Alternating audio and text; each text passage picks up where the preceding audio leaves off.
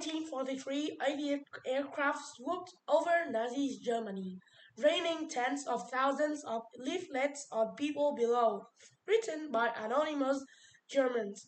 The leaflets urged readers to renounce Hitler, to fight furiously for the future, and to never give up hope.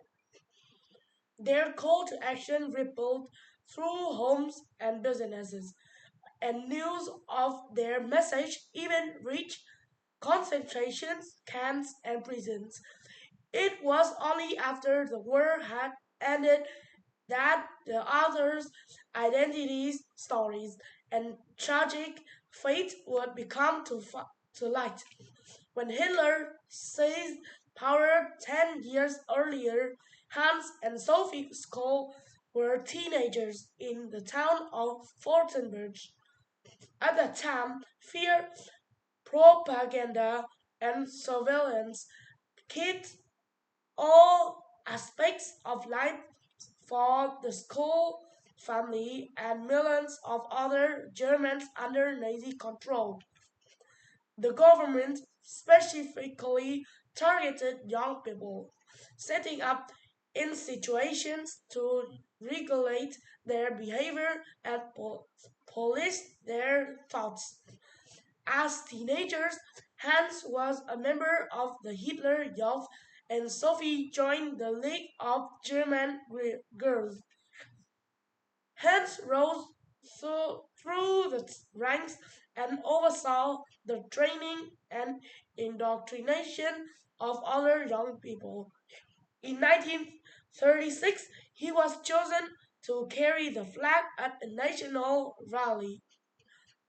But when he witnessed the zeal of Nazi rhetoric, he began to question it for the first time.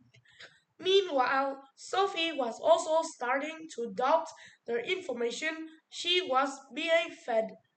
Their parents, Robert and Magdalena, who had feared they were losing their children to Nazi ideology, encouraged these misgivings. At home, Robert and Magdalena listened to foreign radio stations that the government first discouraged and later banned, while the government churned out national broadcasts which denied Nazi atrocities.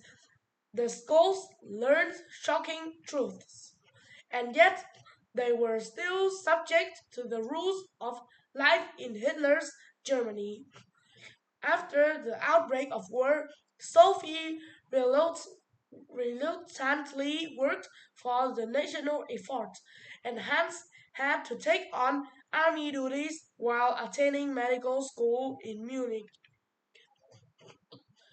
That was where Hans meets Christoph Probst, Willy Graf, and Alexander Skomoro. Day by day, each grew more sickness by Nazi ideology. They longed to share their views, but how could they spread them when it was impossible to know who to trust? And so the friends decided to rebel anonymously. They pooled their money and bought printing materials. An acquaint- acquaintance let them use a cellar under his studio. In secret, they began drafting their message. In June 1942, mysterious anti-Nazi leaflets began appearing all over Munich. They were signed the White Rose. The first leaflet denounced Hitler and called for the Germans to sabotage the war effort, adopt passive resistance, block the functioning of this athletic war machine before it is too late, before the last city is a heap of rubble. before the last youth of your nation bleeds to death. Don't forget that each people gets the government it deserves. At a time when a sarcastic remark could constitute treason, this language was unprecedented. It was written mostly by Hans Skoll.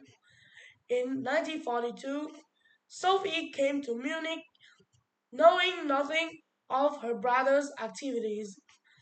She soon encountered the leaflets at school, but it was not until she discovered evidence in Hans' room that she realized who'd written them. Her shock soon gave way to the resolve he wanted in. For both siblings, it was time to escalate the fury that had been brewing for years. From June 1942 to February 1943, the group worked feverishly while the Gestapo researched for leads. The White Rose were constantly on guard. The war raged on. Regulations tightened, and Munich suffered air raids.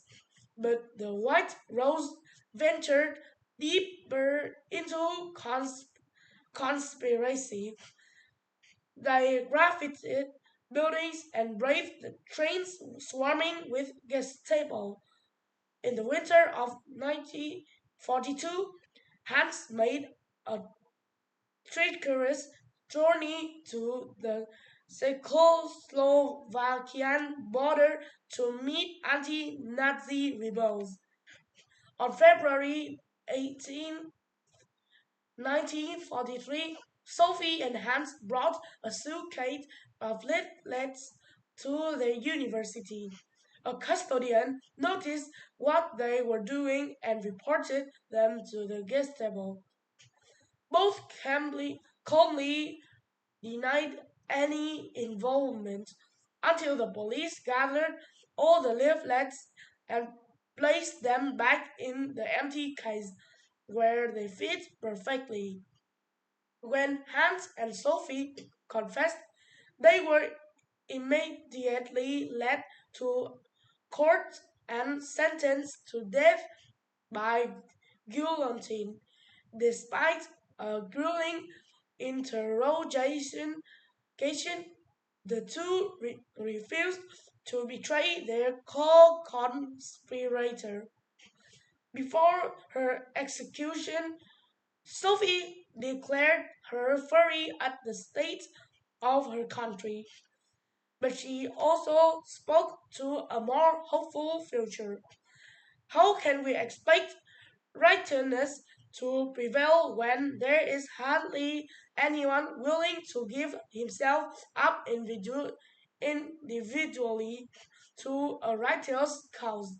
Such a fine sunny day, and I have to go. But what does my death matter? If through us thousands of people awakened and stirred to action.